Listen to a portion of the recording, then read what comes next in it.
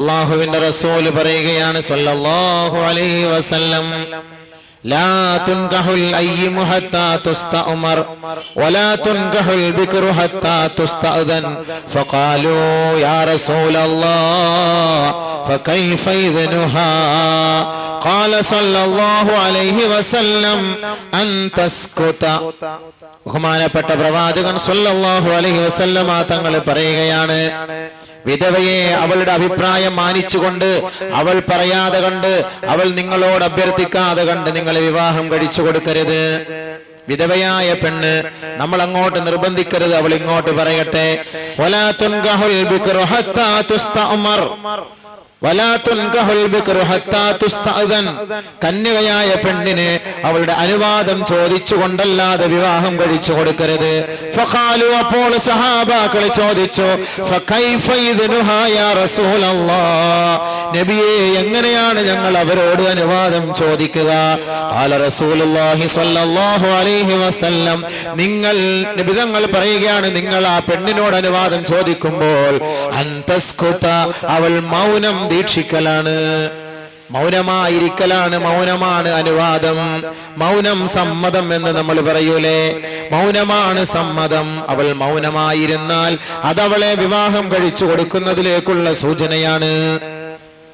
ബഹുമാനപ്പെട്ട ഖൻസാ റളിയല്ലാഹു തആല അൻഹ റിപ്പോർട്ട് ചെയ്യുന്ന ഹദീസിൽ കാണാം, അന്ന അബാഹാ സവജഹാ വഹിയ കാരിഹത്തുൻ.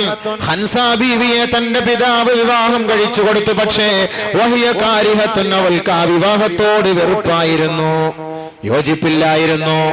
ബഹുമാനപ്പെട്ട പ്രവാചകന്റെ അരികിലേക്ക് വന്നുകൊണ്ട് പറഞ്ഞു, അല്ലയോ ഹബീബേ, എന്റെ പിതാവ് എന്റെ ഇഷ്ടം മാനിക്കാതെ നിർബന്ധിച്ചുകൊണ്ട് എനിക്ക് വിവാഹം കഴിപ്പിച്ചു തന്നു നബിയെ, അതുകൊണ്ട് ഈ വിവാഹത്തോട് എനിക്ക് യോജിപ്പില്ല യാ റസൂലല്ലാഹ്. ബഹുമാനപ്പെട്ട റസൂലുള്ളാഹി സ്വല്ലല്ലാഹു അലൈഹി വസല്ലമ തങ്ങൾ ആ മഹദി അവരുടെ ആ വാക്കുകൾ കേട്ടുകൊണ്ട് അപേക്ഷ മാനിച്ചുകൊണ്ട് ഫറദ്ദ റസൂലുള്ളാഹി സ്വല്ലല്ലാഹു അലൈഹി വസല്ലമ നിക്കാഹഹാ, അവളുടെ നിക്കാഹ് റദ്ദ് ചെയ്തു. മറ്റൊരു റിവായത്തിൽ കാണാം, ഖൻസാ റളിയല്ലാഹു തആല അൻഹയുടെ നിക്കാഹ് റദ്ദ് ചെയ്യാൻ പോകുന്നു എന്ന് അറിഞ്ഞപ്പോൾ നബി സല്ലല്ലാഹു അലൈഹി വസല്ലമ തങ്ങളോട് ബഹുമാനപ്പെട്ട ഖൻസാ റളിയല്ലാഹു തആല അൻഹ പറഞ്ഞു, നബിയേ, എന്റെ പിതാവ് വളരെ കഷ്ടപ്പെട്ട് എന്നെ വിവാഹം കഴിപ്പിച്ചു കൊടുത്തു, ഞാൻ ഈ വിവാഹത്തോട് യോജിക്കാം, പക്ഷേ ഇനി ഈ ഹിജാസിന്റെ മണ്ണിൽ ഒരു പെണ്ണ് പോലും അവളുടെ അനുവാദമില്ലാതെ വിവാഹം ചെയ്യപ്പെടാൻ പാടില്ല, വിവാഹം കഴിക്കപ്പെടാൻ പാടില്ല, അതിനിതൊരു കാരണമാകട്ടെ നബിയെ എന്ന് ബഹുമാനപ്പെട്ട ഖൻസാ റളിയല്ലാഹു തആല അൻഹു പറഞ്ഞതായി മറ്റൊരു റിവായത്തിൽ കാണാം. ജാബിർ റളിയല്ലാഹു അൻഹു റിവായത്ത് ചെയ്യുന്ന ഹദീസിൽ കാണാം, ഒരു സഹോദരൻ തന്റെ മകളെ വിവാഹം കഴിപ്പിച്ചു കൊടുത്തു. വഹിയ ബിക്റുൻ ബിഗൈരി ഇദ്നിഹാ, അവൾ കന്യകയായിരുന്നു, അവളുടെ അനുവാദമില്ലാതെ അദ്ദേഹം വിവാഹം കഴിച്ചു കൊടുത്തു. ഫാതത്തുൻ നബിയ സല്ലല്ലാഹു അലൈഹി വസല്ലം, നബി തങ്ങളുടെ സമീപത്തിലേക്ക് ആ സഹോദരി കടന്നു വന്നുകൊണ്ട് നബി തങ്ങളോട് പറഞ്ഞു, യാ റസൂലല്ലാഹ്, എനിക്ക് ഈ വിവാഹത്തോട് യോജിപ്പില്ല നബിയെ, എനിക്ക് ഈ വിവാഹം വേണ്ട നബിയെ, ഇദ്ദേഹവുമായി ഇഴുകിച്ചേരാൻ എനിക്ക് കഴിയില്ല യാ റസൂലല്ലാഹ്. ഫഫറഖ ബൈനഹുമാ, അവരെ രണ്ടുപേരെയും റസൂലുള്ള വേർപെടുത്തിയതായി ജാബിർ റളിയല്ലാഹു അൻഹു റിവായത്ത് ചെയ്യുന്ന ഹദീസിൽ കാണാം. ഇന്ന റജുലൻ സവ്വജ ഇബ്നതഹു വഹിയ കാരിഹത്തുൻ വഹിയ ബിക്റുൻ, അവൾ കന്യകയാണ്, അവൾക്ക് വെറുപ്പായിരുന്നു ഇദ്ദേഹത്തെ വിവാഹം കഴിക്കുക എന്നുള്ളത്. നബി സല്ലല്ലാഹു അലൈഹി വസല്ലമ തങ്ങളുടെ അടുക്കലേക്ക് വന്നപ്പോൾ ഫഫറഖ ബൈനഹുമാ, അവരെ രണ്ടുപേരെയും നബി സല്ലല്ലാഹു അലൈഹി വസല്ലമ തങ്ങൾ വേർപെടുത്തി. അപ്പോൾ അവളുടെയും കൂടെ അവസ്ഥ മനസ്സിലാക്കിക്കൊണ്ട് വേണം ബഹുമാനപ്പെട്ട മാതാപിതാക്കളെ നിങ്ങൾ നിങ്ങളുടെ മകളെ വിവാഹം കഴിപ്പിച്ചു കൊടുക്കാൻ. ഇനി ഇവിടെ വിവാഹം കഴിക്കുന്നതിന് മുമ്പ് ഒരു ചെറിയ ഒരു കാര്യം കൂടെ ശ്രദ്ധിക്കേണ്ടതുണ്ട്. വിവാഹം കഴിക്കാൻ അനുവദിക്കപ്പെടാത്ത സ്ത്രീകൾ ആരൊക്കെയാണ്?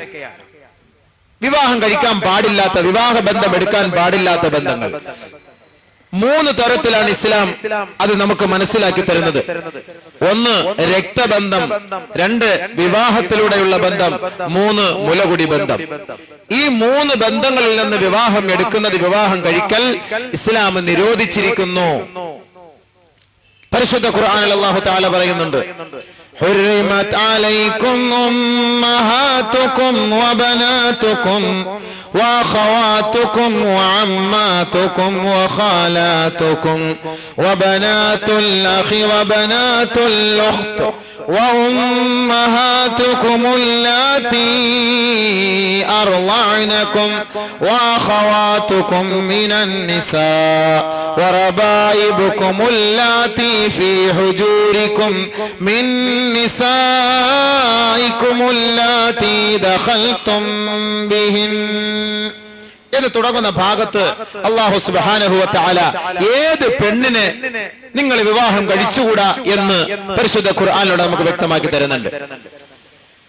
ആ ഒരു ഭാഗം കൂടെ അല്പസ്വല്പം നമ്മൾ മനസ്സിലാക്കിയിരുന്നാൽ ബന്ധമെടുക്കുമ്പോൾ നമുക്കത് ശ്രദ്ധിക്കാൻ കഴിയും.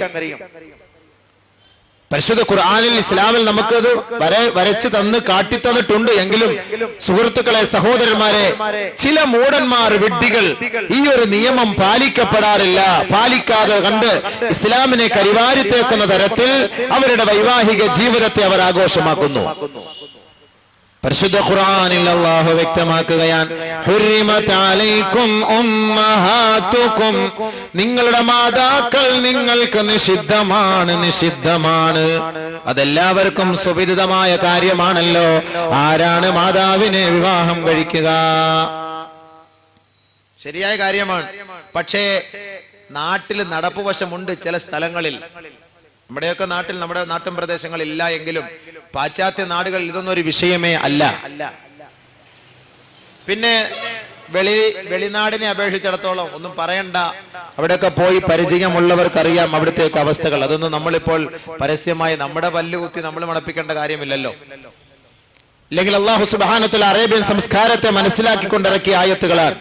ഹുർരിമത് അലൈക്കും ഉമ്മഹാതുക്കും, നിങ്ങളുടെ മാതാക്കൾ, വബനാതുക്കും, നിങ്ങളുടെ പുത്രിമാർ, വബനാതുക്കും, നിങ്ങളുടെ പുത്രിമാർ.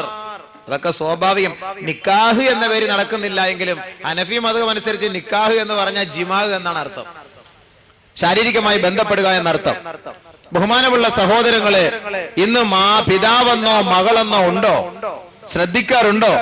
പിതാവും മകളും ഒരുമിച്ചൊരു മുറിയിൽ കിടക്കാൻ പാടില്ല എന്ന് പരിശുദ്ധ ഇസ്ലാം വ്യക്തമാക്കി. ആയിപ്പുഴ സംഭവം അതിനൊക്കെ ഒരു ഉദാഹരണമല്ലേ?